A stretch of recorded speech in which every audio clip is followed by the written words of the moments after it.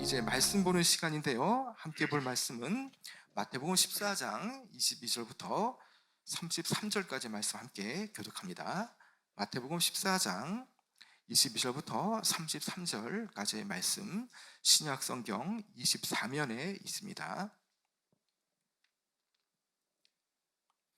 예수께서 즉시 제자들을 재촉하사 자기가 무리를 보내는 동안에 배를 타고 앞서 건너편으로 가게 하시고 무리를 보내신 후에 기도하러 산에 올라가시니 저물매 거기 혼자 계시더니 배가 이미 육지에서 술이나 떠나서 바람이 거스름으로 물결로 말미암아 고난을 당하더라. 밤사경에 예수께서 바다 위로 걸어서 제자들에게 오시니 제자들이 그가 바다 위로 걸어 오심을 보고 놀라 유령이라 하며 무서워하여 소리 지르거늘 예수께서 즉시 이르시되 안심하라 나니 두려워하지 말라.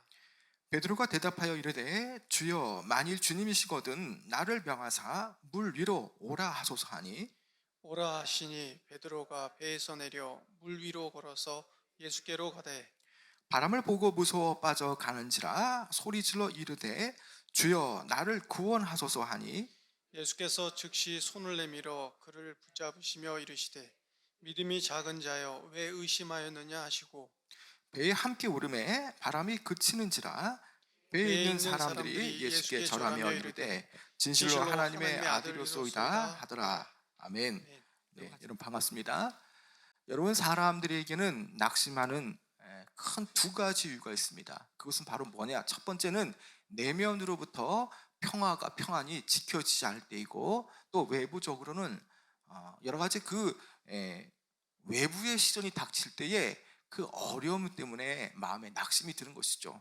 이를테면 코로나가 계속적으로 확진되어지고 또 여러 지역에 나타나고 있다고 말한다면 나도 어느새 전염병에 내가 노출될 수 있다는 그런 염려, 두려움 이것 때문에 마음의 평안함이 깨질 수 있는 것이고 이것이 종식되지 않고 계속적으로 이것이 퍼져나간다 한다면 계속 단계가 상승할 때에 내 생업에 내 일터에 지장을 끼치기 때문에 외부의 시련으로 느껴지기 때문에 낙심과 어려움이 있게 되어지는 것이죠. 여러분 오늘 우리가 분명히 알아야 될 것은 믿는 성도들이랄지라도 믿던 믿지 않던 고난은 오기 마련이라는 겁니다. 예수님께서도 머리 둘 곳이 없을 정도로 고난을 당하셨고 바로 제자들 사도들은 환난과 고난을 늘상 그들이 겪게 되어지는 것으로 이해했던 것입니다. 여러분 세상 속에 우리가 어려움을 겪고 고난을 겪고 있다고 해서 그것이 전혀 이상한 일이 아니라는 것이죠. 오늘 이 말씀을 보게 되어지면 제자들에게도 여러 가지 많은 크고 작은 그런 고난이 그들에게 닥치게 되어집니다. 여러분 오늘 이 말씀을 보게 되어지면 예수님께서는요 사역을 하시다가도 중간중간마다 한적한 곳으로 가셔서 하나님과 함께하는 그런 교제 그런 기도를 하시곤 했습니다. 예수님께서도 이날 또 역시 사역을 마치고 따로 예수님 자신은 기도하러 산에 올라가셨고요. 또 그 시간에 제자들은 예수님과 헤어져 배를 타고 먼저 바다를 건너가고 있는 그런 상황입니다. 자, 그런데 갑자기 배가 순조롭게 출항하고 있었지만 그러나 갑자기 밤 사경쯤에 바람의 거스름으로 큰 풍랑이 일어나 배가 좌초될 위기에 처하게 되었습니다. 이 당시의 갈릴리 바닷가는 뜻하지 않게 이 급격한 돌풍을 해서 기후의 변화가 일어날 때가 많습니다. 처음에 출항할 때는 잔잔한 해수면을 그 배가 건너가지만 그러나 어느새 시간이 지나서 배에 한 깊숙이 갈 때에는 뜻하지 않는 그 광풍과 돌풍을 만나 배가 어렵게 될 때가 있다는 것이죠. 지금 상황이 그렇다는 겁니다. 지금 나가는 방향으로 그 바람이 배의 그 반대 방향으로 지금 치솟고 있고요. 그리고 날은 이미 지금 어두워져 가고 있습니다. 파도는 높고요. 옆에 계셔야 할 주님은 지금 계시지 않고 있다는 것이죠. 그리고 배를 탄 제자들은 힘겹게 그 성난 파도와 함께 지금 사투를 벌이고 있다는 것이죠. 여러분 24절 보면요 이렇게 말씀하지 않습니까? 배가 이미 육지에서 술이나 더 나서 바람이 거스름으로 물결로 말미암아 고난을 당하더라. 여러분 여기에 이 상황이라는 것은 지금 아주 어려운 상황이라는 겁니다. 그 바다의 그 성난 물결, 그 파도 앞에 아무것도 할 수 없는 그런 힘겨운 싸움이라는 것이죠. 여러분, 여기 있는 제자들은 상당수가 바로 뱃사람들입니다.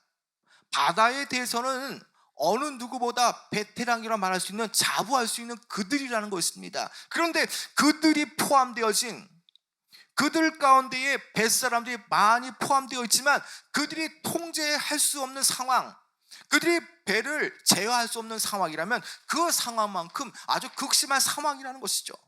그래서 마태는 그들이 수리를 노를 저어 갔다라고 말합니다. 여기에 수리라고 말하는 것은 요한복음 6장 19절에 보면 구체적으로 호수의 그 갈릴리 호수, 갈릴리 바다의 북쪽 끝을 가로질러 10여리쯤 갔다라고 말합니다. 여기에 10여리라고 말하면 우리 영어식 표현으로는 3, 4마일 정도 되는데요. 이 3, 4마일은 보통 5km 내지는 5.5km라고 볼 수가 있는 것이죠. 자, 바다가 있고 그 배가 그 바다에 5km 이상을 갔다고 하는 것은 상당히 그 바다의 한 깊숙한 곳으로 지금 배가 들어간 상황이라는 것이죠. 아주 바다 한가운데서 아주 극심한 제대로 된 풍랑을 그들이 지금 만났다는 겁니다. 어떠한 힘을 쓸 수 없고 지금 조난에 처해진 상황 속에서 어찌할 바를 모른다는 거죠. 그래서 마태는 이러한 상황에 대해 표현하기를 물결로 인하여 고난을 당하더라라고 표현하고 있습니다. 여기에 고난을 당하더라라는 그 헬라어 이 바시니 조메라는 뜻은요, 해산의 고통을 나타낼 때 쓰는 말입니다. 해산을 할 때에 그 해산의 고통을 참지 못하여서 소리 지르는 그 산모의 고통, 그 고통에 비견될 만큼 지금 그들이 고난을 당한다. 아주 극심한 고난을 그들이 겪고 있다는 거죠. 그 두려운 거센 파도와 풍랑 앞에 그들이 힘겹게 싸우는데 엎친 데 덮친 격으로 제자들이 있는 배 쪽을 향해서 아주 유령 같은 이가 지금 물 위를 걷고 걸어오고 있다는 겁니다. 이 모든 숨가쁜 상황들이 사경의 시간, 그러니까 우리말로 말하면 새벽 3시부터 6시 사이에 이 일이 지금 벌어지고 있는 겁니다. 여러분, 새벽에 그 칠흑 같은 어둠 속에서 누군가가 저 멀리서 인기척을 내고 온다면 얼마나 간담이 서늘하게 되겠습니까? 얼마나 무섭겠습니까? 제자들의 상황이 지금 그렇다는 겁니다. 자, 그래서 제자들이 이렇게 지금 소리 지르지 않습니까? 여러분, 26절에 보면 제자들이 그가 바다 위로 걸어오심을 보고 놀라 유령이라 하며 무서워 소리를 지르거늘. 이 숨막히는 상황 속에서요, 제자들은 무서워 소리를 질렀습니다. 저 멀리서 보기에는 물 위를 걸어오시는 이가 유령이 아닌가라고 생각하며 그들은 더더욱 놀랐습니다. 배 안에 있는 제자들은 이 상황을 어떤 식으로 극복해야 됩니까? 믿음으로 나가야 되지만 오히려 믿음이 부족하기 때문에 그들과 함께 하셨던 그 예수님을 지금 영적으로 잘못 알고 유령이라고 그들이 부르지 않습니까? 제자들은 이 상황 속에서 믿음으로 매진해야 되지만 오히려 그들에게는 두려움과 공포만 느끼고 있을 뿐입니다. 어찌 보면 배가 물결에 의해서 파도 위에서 좌초될 수 있는 상황, 그리고 누군가가 저 멀리서 걸어오는데 마치 유령처럼 보인다라면 이 상황 속에서 과연 누가 놀라지 않을 사람이 있겠습니까? 여기서 놀랐다고 말하고 있거든요. 무서워서 놀랐다라고 말하고 있습니다. 여기에 놀랐다라는 말의 헬라어 타라소라는 것은요, 함께 흔들리다, 함께 불안해하다라는 뜻입니다. 무엇 때문에 불안합니까? 무엇 때문에 지금 혼돈 가운데 있습니까? 그들의 정신에 뭔가 그 두려움과 그 공포가 타격하니까 그들의 그 충격을 받은 것처럼 지금 뒤흔들리고 흔들리고 불안한 상태에 그들이 지금 떨고 있다는 것이죠. 이것은 제자들의 충격이 과연 얼마나 큰가를 우리에게 보여주는 것입니다. 배가 파도 위에서 부서질까 또 가라앉을까 쩔쩔매는 그 모습 속에서 제자들이 얼마나 두려워하고 있는가를 우리는 생각해 볼 수 있습니다. 그러면 제자들의 눈에 유령처럼 보이셨던 분은 과연 누구입니까? 우리가 잘 아는 예수님이 아닙니까? 예수님께서 그들 앞에 가까이 오시고 또 그들의 고난의 현장에 당도하실 때에 이제 그들이 겪고 있는 고난과 그 무서움은 변화되기 시작합니다. 주님께서 그들에게 나타나시는 순간 그들에게는요 엄청난 변화가 시작되었다라는 겁니다. 자, 그러할 때 주님께서 그들에게 무엇을 말씀하고 계십니까? 여러분 27절 한번 같이 한번 읽어볼까요? 27절 시작. 예수께서 즉시 이르시되 안심하라, 나니 두려워하지 말라. 여러분 여기에 안심하라는 뜻을 한번 여러분 잘 생각해 보시기 바랍니다. 여기에 안심하라라는 뜻은 이 기쁘다, 즐겁다는 뜻을 포함하는 이 헬라어 헤데오스라는 그 말인데, 여기에는요 용기를 갖고 담대하다, 위로하다는 뜻이라는 겁니다. 다시 말하면 이 안심하라는 뜻은 용기를 갖고 이 상황을 즐거워하라는 겁니다. 여러분 어떻게 이 상황에서 용기를 갖고 또 즐거워할 수가 있겠습니까? 그러나 여러분 이 상황은 절대 안심이 되고 용기를 낼 수 있는 상황이 아닙니다. 또 즐거워할 상황이 아니라는 겁니다. 그러나 주님이 지금 함께 하시기 때문에 너희는 안심이 된다는 겁니다. 안정감을 누릴 수 있다는 겁니다. 그렇기 때문에 내가 지금 너희들 앞에 온 이상 너희들은 지금부터 계속하여 용기를 내고 즐거워하라는 의미가 되어지는 것이죠. 이쯤 되면 안심해도 될걸, 그런 권유형이 아니라는 겁니다. 어떠한 경우에도 파도가 치고 배가 파손될 것처럼 보일지라도 절대적으로 안심하라고 하는 그 명령형이라는 것이죠. 여러분 안심하라라고 말씀하신 다음에 예수님은 그들에게 예수님의 자신의 신분을 말하는 겁니다. 자, 그 뒤에 나오는 말 난이라는 말을 여러분 생각해 보시기 바랍니다. 예전 성경에는요 난이라고 말하는데 여기에 이 난이라는 말을 지역해 보면 나는 나다라는 뜻입니다. 나는 나다.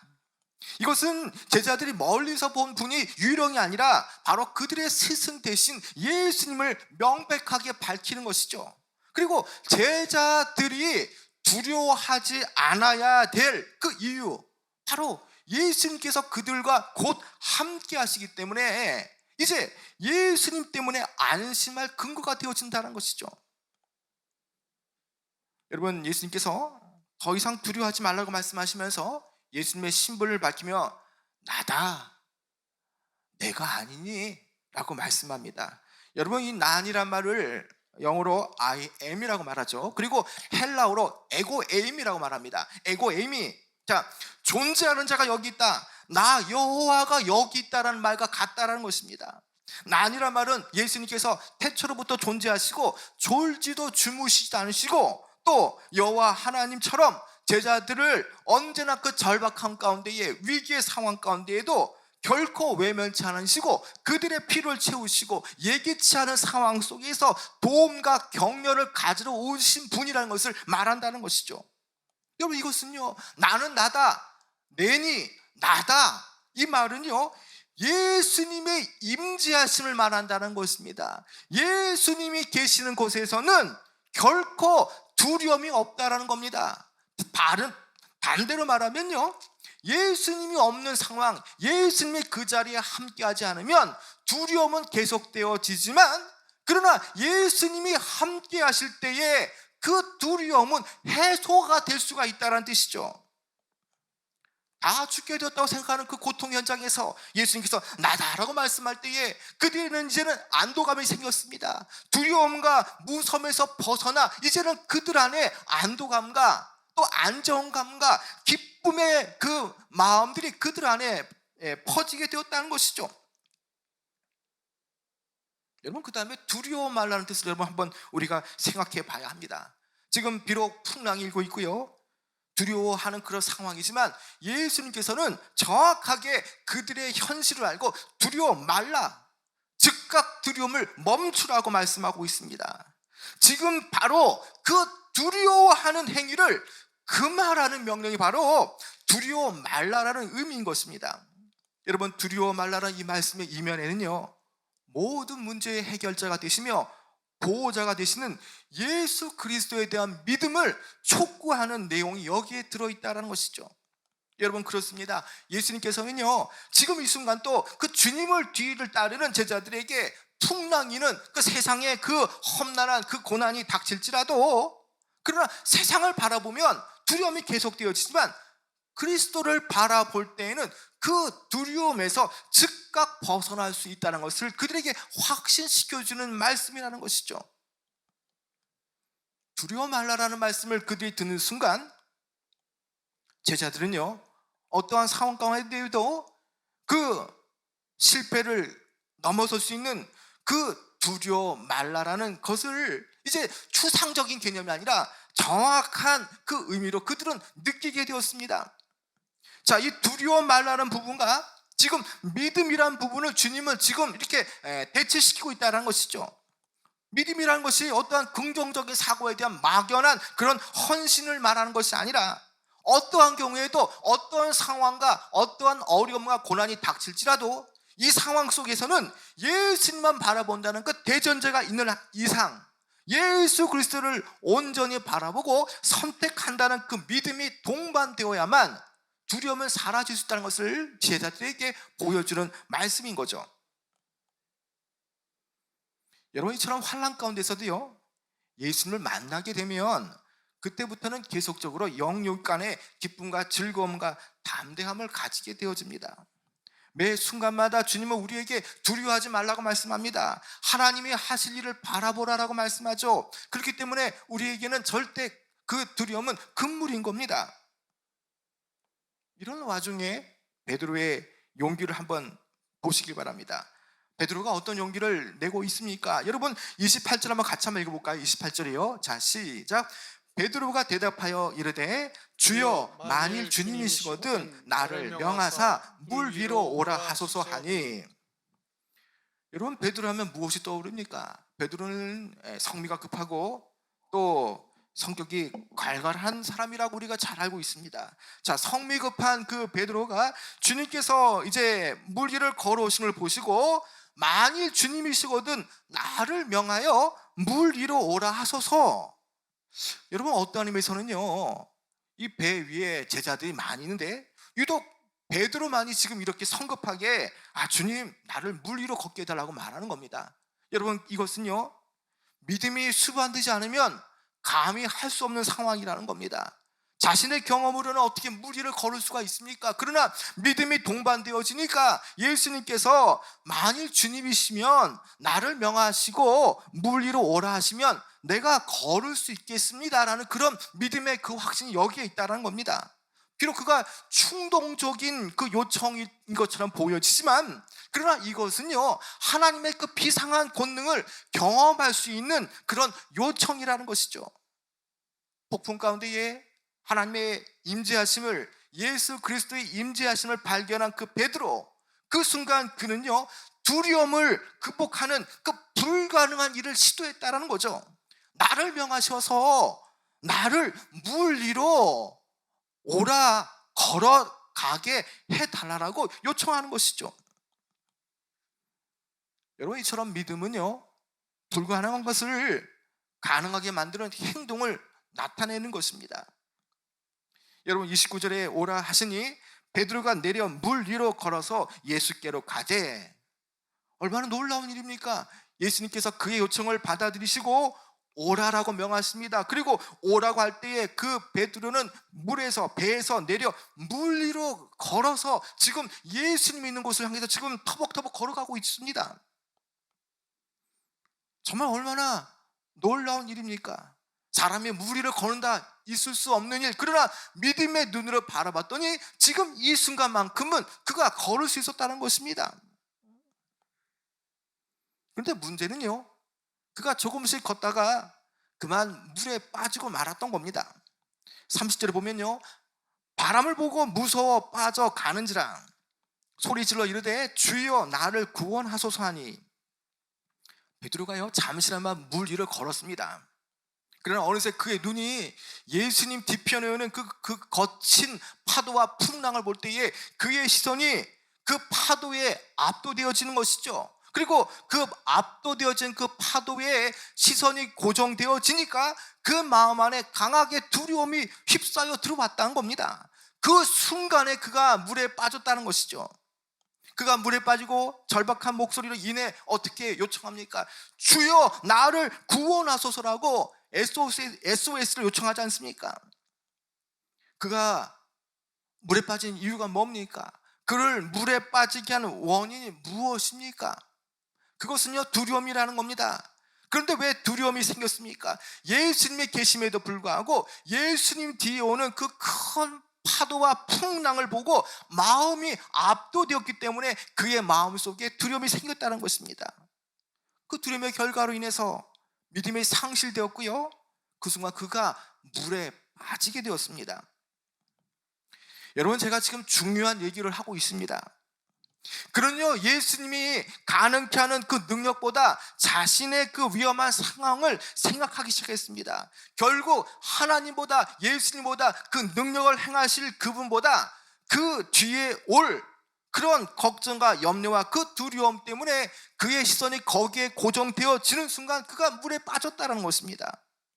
다시 말하면 베드로가 물에 빠진 것은 두려움 가운데 그가 휩싸일 때에, 그리고 두려움을 느낄 때에 그가 물에 빠지게 된 것이죠. 반대로 예수님을 바라볼 때에, 믿음을 가질 때에 그는 물 위를 걸을 수가 있었던 것이죠. 이것은 우리에게 영적인 의미를 부여합니다. 상황이 어떨지라도요, 믿음의 행동을 우리가 가지고 있으면 상황은 주님께서 바꿔줄 수가 있다는 것이죠. 우리는 매 순간순간마다 능력 있는 삶을 살아내기 위해서 우리는 믿음으로 나가야 하고요, 믿음을 발휘해야 합니다. 심지어 내 생각과 내 의도와 달리 상황이 시시각각 나쁜 쪽으로 흘러갈지라도요, 우리는 끝까지 주님을 신뢰하는 믿음을 유지시켜 가야 합니다. 우리는 이 베드로의 그 비틀거리는 그 믿음을 통해서 우리 자신을 살펴볼 수 있어야 하는 것이죠. 내 인생 앞에 나를 집어삼킬 만큼 큰 파도가 우리 앞에 닥칠지라도 우리는 예수 그리스도의 함께하심을, 임재하심을 결코 잊지 말아야 합니다. 나를 둘러싼 어려움 때문에, 또 예수님의 임재와 도우심에 의심이 생길 때조차도요, 우리는 오히려 또 마음을 가다듬어 예수님께 집중해야 하는 것입니다. 그분만이 우리를 도울 수 있고요, 그분만이 이 모든 문제와 고난을 해결해 주실 수 있는 분이라는 것입니다. 요새 우리에게는요, 반가운 문자보다 우리의 마음을 불편하게 하는 문자가 많이 발송되어집니다. 그래서 마음이 많이 우울합니다. 그 불편한 문자는 코로나 바이러스 확진 환자가 어느 지역에 발생했고 또 어떤 동선에 따라서 그 움직였다는 그런 문자인 것이죠. 자, 이런 문자를 우리가 하루에 수십 통씩 받게 되어지죠. 자, 며칠 전에는 코로나 이 바이러스의 상황이 2.5단계로 상향 조정되어서 우리의 마음이 더욱더 무겁습니다. 여러분, 그러나 코로나 바이러스 때문에 우리의 믿음이 위축되어진다면 그것은 하나님이 기뻐하지 않는 모습이라는 것입니다. 상황이 어떠한 일지라도, 또 나의 환경이 어떠할지라도 우리는 온전하게 주님 앞에 설 수 있는 믿음을 확보해야 되는 것입니다. 우리가 이런 것 때문에 날마다 두려움 가운데 휩싸여서 우리가 지치고 힘들고 신앙이 퇴보한다면 그것은 하나님이 기뻐하는 모습이 아니라는 것이죠. 이럴 때일수록 우리는 더 담대한 믿음을 가져야 하는 것입니다. 여러분, 코로나19 바이러스를 두려워하지 않으시기 바랍니다. 지금까지 코로나가 발생되어진 이 8개월간의 전체 사망자의 수가 310명이라고 합니다. 그것도 대부분의 그 코로나로 인한 그 사망자의 숫자가 기저질환이 있는 고령자들이라고 말하고 있습니다. 여러분, 이것과 비교하여 연간 교통사고로 사망하는 그 한 해의 숫자는 과연 여러분들은 몇 명이라 생각하십니까?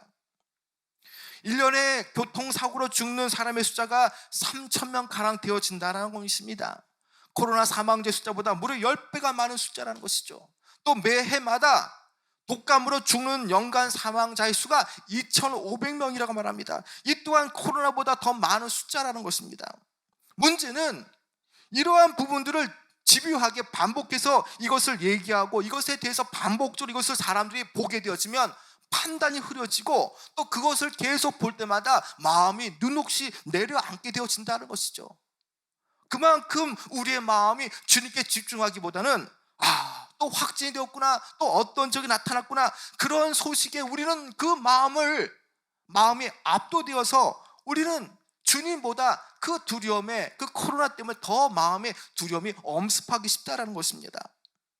여러분, 하나님은요, 이러한 전염병을 통해서 주님은 더 큰 것을 보기 원합니다. 우리가 두려움에 떠는 것보다 오히려 이를 통해서 우리가 철저하게 회개하고, 또 이럴 때일수록 예배가 위축되거나 신앙이 후퇴하는 것을 원하지 않으시는 겁니다. 주님은요, 이럴 때일수록 온전하게 믿음으로 나오길 원합니다. 그러나 이것 때문에 두려워서 믿음이 뒤로 후퇴하고 또 퇴보하고 믿음으로 나오지 않는다면 과연 누가 좋아하겠습니까?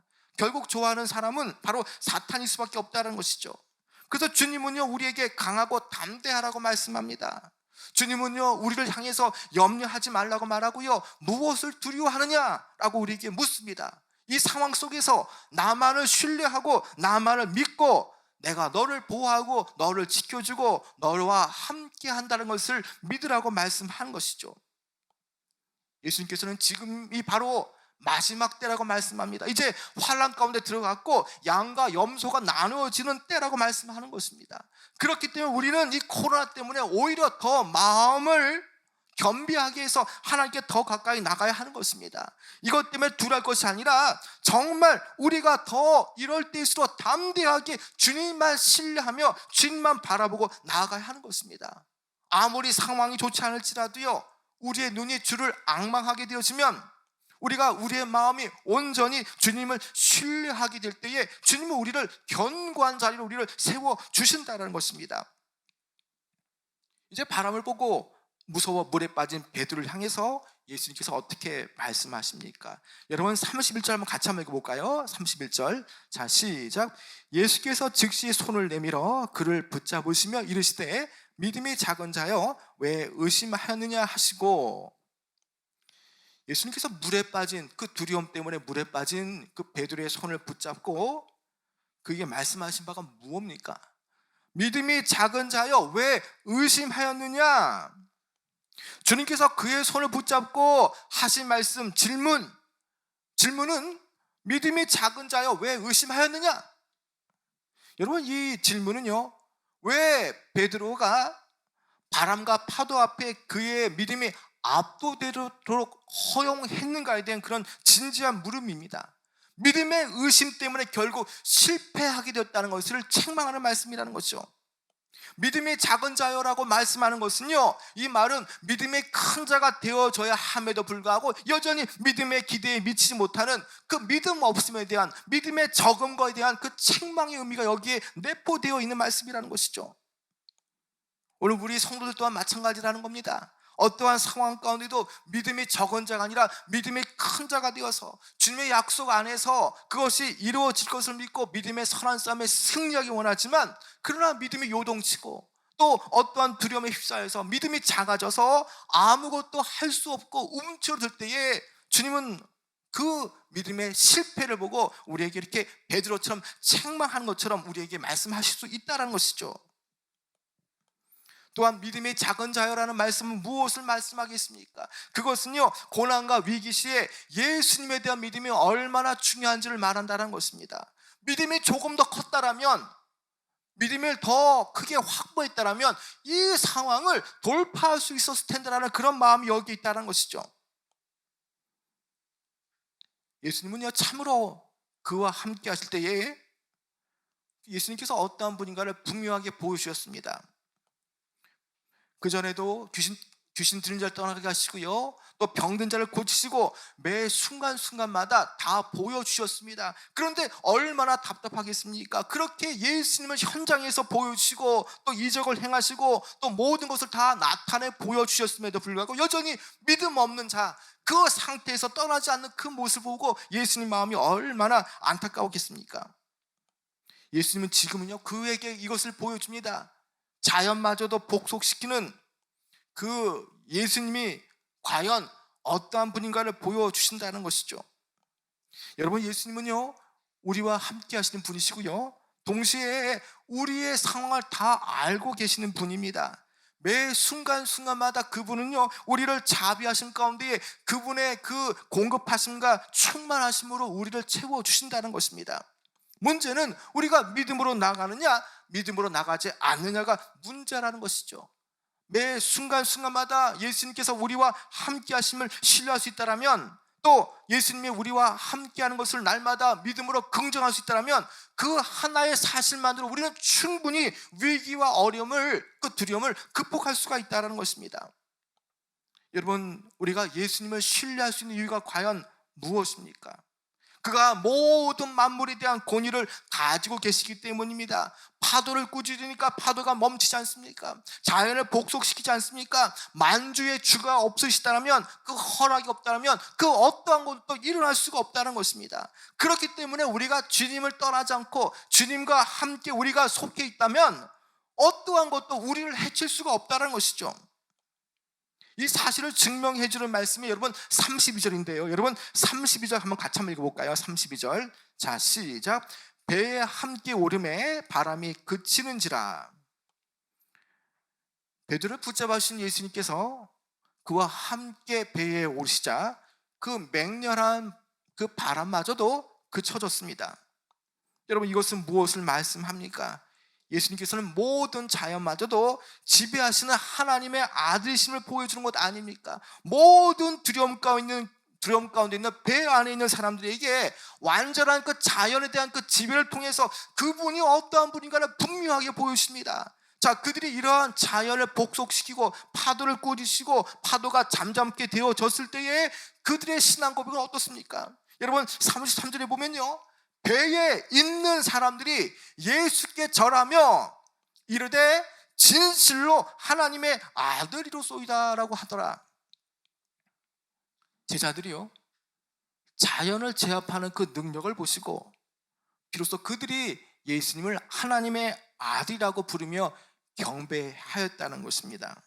여러분, 그렇습니다. 예수님은요, 자연까지도 제압하시는 하나님의 아들이라는 것입니다. 여러분, 우리의 인생길에 두려움의 파도가 옵니다. 동시에 두려움의 파도가 옴과 동시에 어떤 분이 오십니까? 동시에 예수님도 다가온다는 사실을 여러분 믿으시기 바랍니다. 그들이 배를 타고 갔을 때에 파도가 와서 그들이 두려웠지 않습니까? 동시에 파도가 옴과 동시에 그 뒤에는 예수님께서 따라온 것 아닙니까? 여러분, 우리는요, 이 고난과 또 이 두려워하는 요소들을 통해서 주님은 우리를 믿음의 통로로 확장시킬 수 있는 그것을 우리에게 보여주신다는 것을 우리는 믿어야 한다는 것입니다. 우리의 삶에서 우리가 두려워하는 그런 상황도 있지만요, 그러나 이것들을 통제하시고 이것들을 제어하실 수 있는 그 예수님께 우리의 눈이 고정되어진다면 이런 고난 때문에 오히려 이것이 우리의 삶의 큰 축복으로 이것이 회복되어질 수가 있다는 것입니다. 지금 당장 우리 모두가 어려운 일을 겪고 있지만, 그러나 예수님께서는요, 이 상황 속에서 염려를 제거해 주시고 그 두려움을 기쁨으로 바꿔줄 수 있는 분이라는 것입니다. 호랑이 불에 잡혀가도요, 정신만 바짝 차리면 살 수 있다는 옛말이 있지 않습니까?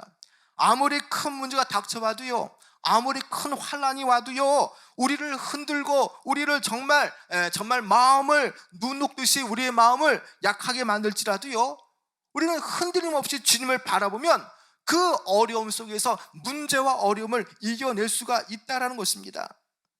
우리의 시선이 능력을 베푸시는 주님 앞에 고정하기보다 그 두려움의 그 원인, 두려움의 환경에 우리의 시선이 그 눈으로 돌리게 되어지면요, 우리는 언제든지 베드로처럼 물에 빠질 수 있다는 것을 우리는 명심해야 한다는 것입니다.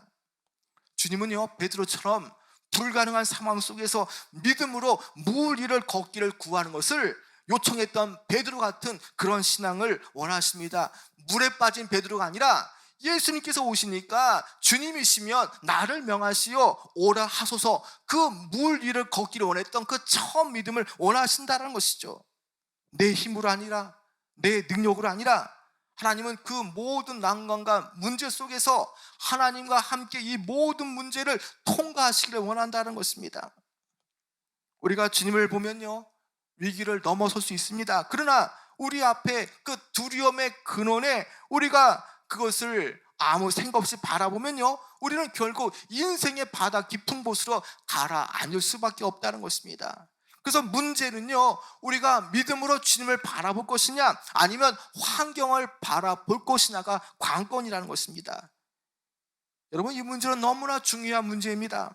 성경 말씀 전체가 이것을 말하고 있지 않습니까? 우리의 인생 전체가 이것에 기초하고 있지 않습니까? 죄와 유혹 그리고 걱정과 두려움 때문에 우리가 이것에 집중하면 결국 실패할 수밖에 없지만, 그러나 아무리 내 앞에 두려움과 어려움이 올지라도 우리가 주님 앞에 집중하게 되어지면 우리는 얼마든지 이것을 이겨낼 수가 있다는 것입니다. 물에 빠져 허우적거렸던 그 베드로의 모습이 바로 오늘 우리의 모습이라는 것입니다. 진정으로 주님을 제대로 만나야 되는 것입니다. 우리가 평소 때에도 주님을 제대로 만날 수 있지만, 그러나 우리 신앙인의 진면목은 무엇입니까? 안 되고요, 또 어렵고 고난 때문에 힘들지만 그 고난 속에서 주님을 만나고 주님께서 하실 것을 믿음의 눈으로 바라보고 그것을 통과할 때에 우리는 비로소 우리의 신앙의 진면목을 발견할 수가 있다는 것입니다.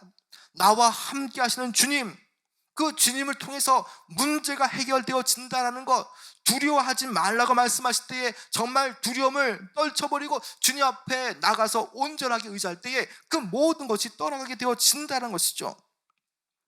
코로나로 인해서 우리가 불안하고 경제적으로 너무 어렵지만, 여러분, 이 시간이 우리가 조금씩은 신앙이 더 좋아지고 또 허우적거리는 이 과정도요, 결국에는 예수님을 온전하게 알아가는 귀한 과정이 되어진다는 것입니다.